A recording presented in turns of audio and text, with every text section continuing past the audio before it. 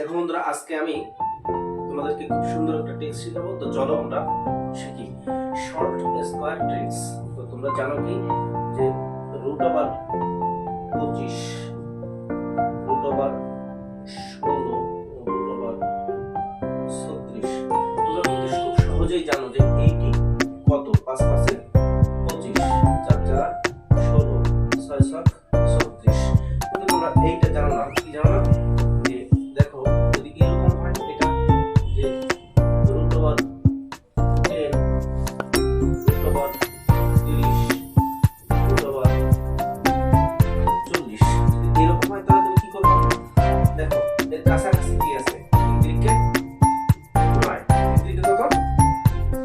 9, তাহলে 3 যোগ এটা কত থেকে যাচ্ছে? তিনদিকে 9, হাতে 1 থেকে যাচ্ছে 1। আচ্ছা, এটাকে ভাগ দেওয়া কি হবে? এইটা স্কয়ার, এটা সরি এটা ডাবল, এটা ডাবল কত? 6, এটা ডাবল কত?